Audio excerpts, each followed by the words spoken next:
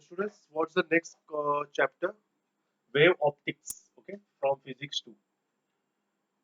This particular chapter carry 5 to 7 marks. Okay, students. Initially, no, last year this wave topics, wave optics. अभी जो this year आपको जो है wave optics, और last year उसके दो चैप्टर थे. That is called wave theory of light and interference. अभी दोनों चैप्टर को बड़ा कंबाइन करके डाल दिए. मतलब this is also one of the lengthy topic. Okay, last year ये दो टॉपिक था अलग से. अभी आपको आपको तो वैसे भी लेना देना नहीं है, but this I want to tell you this is a lengthy topic. So what is the first question? What we are exactly we are going to study? Wave optics. What is optics means? Optics मतलब light. Okay. तो students let me explain the theory. Theory explain करने से पहले मैं आपको just simple बताना चाहता हूँ. What is light? Who will tell me what is light? कोई है बता सकते हैं मुझे व्हाट इज लाइट? ओके, तो ये अभी आपका आंसर है. Okay, this is what now days आपको पता है लाइट क्या होता है. पर जब बहुत सालों पहले मतलब जब न्यूटन था, तो गांव वाले थे आजू बाजू न्यूटन के, वो क्या सोचते थे कि क्या लाइट क्या है. ये सूरज सुबह आता है, सन राइजेस, सब जगह पे उजाला हो जाता है, अंधेरे में बाद में शाम को वो गायब हो जाता है, सब जगह पे अंधेरा हो जाता है. What is exactly that? वो क्या फेंकता है हमारी तरफ? वो सूरज हमारी तरफ क्या फेंकता है? For example if I take glass of water. Okay, और मैंने वो ग्लास को मेरी तरफ फेंक दिया, तो वाटर मेरी तरफ मेरे ऊपर गिरेगा, तो मैं पूरा गीला गीला हो जाऊंगा. तो आई विल वेट, मतलब मैं गीला हो गया. तो उसी तरह से सन क्या फेंकता है, सब लोग वही क्वेश्चन पूछ रहे थे. और उस वक्त न्यूटन सबसे साइंटिस्ट था, तो न्यूटन ने गांव वालों को माऊ मराना चालू कर दिया. तो Newton that is called Newton corpuscular theory. Listen students, मैंने तुम लोग को स्टोरी इसलिए बताया because question is what Newton corpuscular theory. मतलब न्यूटन ने एक थियरी सामने रखा गांव वालों के सामने. न्यूटन से अभी one of the students given the answer कि it is a electromagnetic wave. But before Newtons को पता नहीं था. अभी न्यूटन्स पहले इतना थोड़ी अपने पास एडवांस टेक्नोलॉजी था. न्यूटन्स ने बोला कि भाई जो सोर्स ऑफ लाइट होता है वो कुछ भी हो सकता है. वो सन हो सकता है, एक मोमबत्ती हो सकता है, एक दिया हो सकता है. तो उसने बोला एवरी सोर्स ऑफ लाइट कुछ तो फेंकता है. वो फेंकने वाले बंदे को उसने नाम दिया कॉर्पस्कल्स. क्या नाम दिया? Corpuscles. That's why it is called corpuscular theory. That's why it is called corpuscular theory. Okay, और वो बंदे ने क्या बोला थे? ये वर्ड इज वेरी इंपॉर्टेंट ना. This word is very important, particle. Why this word is very important, I will tell you afterwards. So he said that every source of light emits large number of tiny particles known as what? Corpuscles. किसने कहा? Newton ने कहा. गांव वाले बेचारे सीधे साधे, उन्होंने बोला ठीक है, ठीक है चलो आगे. उसने बोला कहाँ पे होते हो, कहाँ पे फेंकते हो लोग? तो उसने बोला in a medium surrounding the source. तो सोर्स के बाजू में कौन सा भी मीडियम हो, एयर हो, वाटर हो, लिक्विड हो, ऑयल हो, वॉट एवर मीडियम, जब सोर्स ऑफ लाइट इल्यूमिनेट होता है तो वो कॉर्पस्कल्स फेंकता है सब जगह पे, और जो मीडियम होगा उसमें. गांव वाले बोले ओके. तो वो पार्टिकल्स क्या है? तो न्यूटन ने और उसने बोला, न्यूटन बोला that particles are what? Corpuscles are perfectly elastic. मतलब वो इलास्टिक है, क्विक, फटाफट जाता है, मतलब ऐसा नहीं धीरे धीरे जाएगा. रिजिड, रिजिड मतलब they have some identity, some shape and dimension. And weightless मतलब वो एकदम हल्का है, वो एकदम हल्का फुल्का है. तो what is the property of corpuscles? Elastic, rigid and weightless. गांव वाले बोले ओके ठीक है समझ में. अभी उसने और एक कुछ बोला, कुछ ने न्यूटन ने उसने बोला those corpuscles no travel in a straight line. एकदम सीधा जाते हैं with a very high speed. That's why जब भी हम कोई दिया जलाते हैं, सूरज प्रकाशित होता है, तो अचानक से लाइट फास्ट आती है because they travel with a very high speed. Very high speed which are, हाँ अभी अभी वो आप उसने एक्सप्लेन किया. अगर एयर है तो उसकी स्पीड अलग रहेगी, अगर वो वाटर में जाएगा तो उसकी स्पीड अलग रहेगी. उसने बरोबर बोल दिया. ये कॉर्पस का travel in a straight line with a very high speed and are in different which are different in different media. Speed क्या होती है? डिफरेंट होती है डिफरेंट डिफरेंट मीडिया में।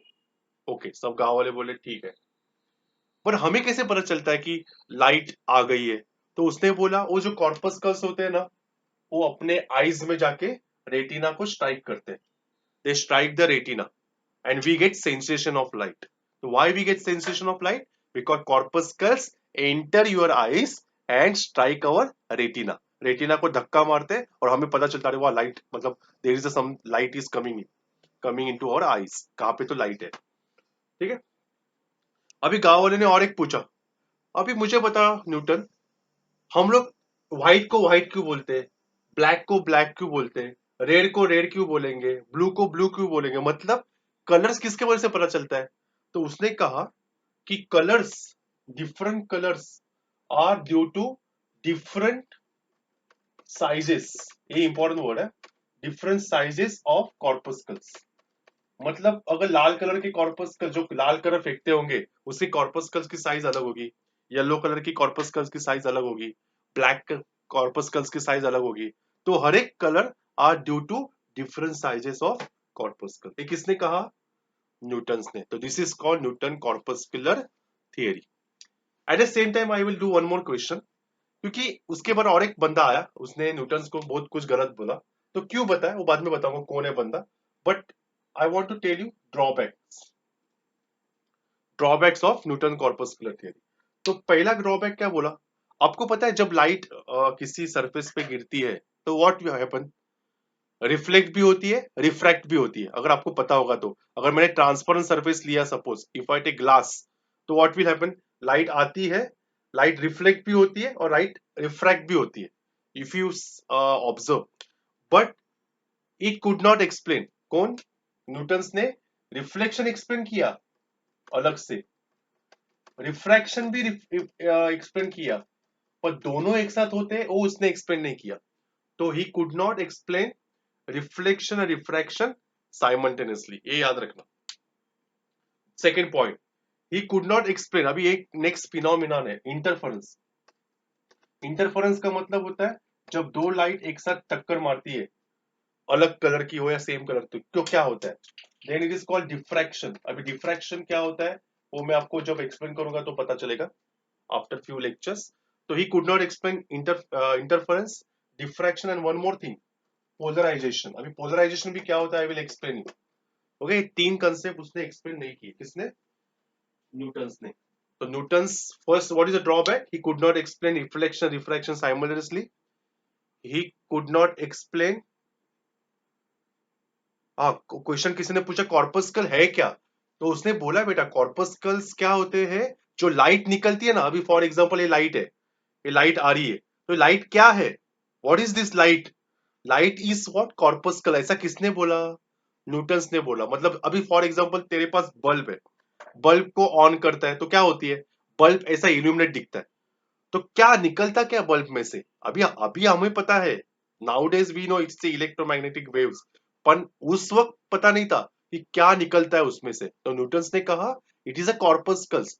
एक लाइट सोर्स, देख रहे हैं यहाँ पे लिखा है, लाइट सोर्स में से एमिट निकलता है, एमिट्स मतलब जो निकलता है उसको हम लाइट बोलते हैं। वो लाइट क्या है? It is a tiny particles, और उस टाइनी पार्टिकल्स को उसने नाम क्या दिया बेटा? Corpuscle, that is called corpuscles. तो आपका क्वेश्चन क्या था कि व्हाट इज कॉर्पस्कल, होता क्या है? कॉर्पस्कल्स मतलब जो लाइट सोर्स से निकलता है, उसने उसको नाम क्या दिया? कॉर्पस्कल, और ये उसके प्रॉपर्टीज है और ये इसके ड्रॉबैक है। तो what is the first drawback? Reflection refraction he could not explain simultaneously, he could not explain interference, diffraction and polarization। ये मैं आपको बाद में बताऊंगा क्या होता है। अभी आप मुझे बताओ, who will tell me light की वेलोसिटी कहाँ पे ज्यादा होती है, पानी में कि हवा में? Who will tell me light की वेलोसिटी ज्यादा कहाँ पे होती है, पानी में कि हवा में? रेडर मीडियम की denser medium? Who will tell me जल्दी। पानी की वेलोसिटी कहाँ पे ज्यादा होती है खुशी, कहाँ पे ज्यादा होती है? ज्यादा कहाँ पे होती है?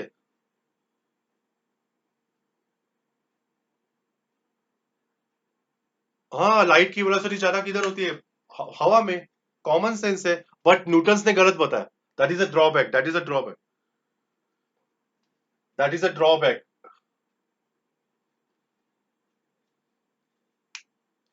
अरे कॉमन सेंस है, मुझे बताओ। अगर एक पेन है, पेन तेरे हाथ में है, अब एक पत्थर है, सपोज एक स्टोन है, उसको तू पानी में फेंकेगी फास्ट जाएगा कि हवा में फेंकेगा फास्ट जाएगा? बता। एक पत्थर का टुकड़ा है, जिसको तूने पानी में फेंका वो फास्ट जाएगा कि हवा में फेंका तो फास्ट जाएगा? क्या? कौन बोला पानी में फेंका तो फास्ट जाएगा? Who told me? हाँ तो कॉमन सेंस है, तो लाइट भी हवा में फास्ट जाएगी।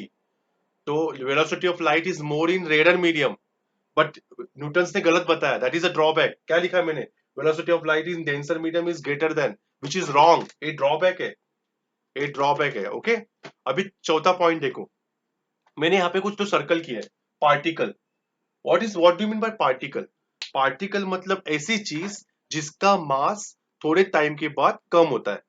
सिंपल एग्जांपल, अभी मैंने सपोज एक रबर का टुकड़ा लिया, एक रबर इरेजर। आप उसको ऐसे रखो 10 साल, 15 साल, 20 साल, आपको क्या होगा पता है? कुछ सालों के बाद वो चिपचिपा होना चालू हो जाएगा। रबर बैंड देखो ना, simple example, rubber band. Rubber band रखो, कुछ सालों के बाद क्या होता है वो, उसका टेम्परेचर वो करके वो पिघलना चालू हो जाता है। मतलब सिंपल कहना है, पार्टिकल्स, अगर उसने क्या कहा, कॉर्पस्कल्स और पार्टिकल्स, मतलब उसका मास पक्का कम होगा। तो मुझे बताओ, लाइट का कभी मास कम होता है क्या? लाइट का मास एक इतने करोड़ों साल हो गए, अब्जों साल हो गए, जहां जब से इस यूनिवर्स की उत्पत्ति हुई है, तब से लाइट का कभी भी मास कम हुआ नहीं। तो he said wrong, mass of the particle decreases, but experimentally it is proved that there is a no decrement in the mass of light. Light का मास कभी कम होता नहीं। तो this is drawback and this is theory. Hope so you understood. Okay, please copy.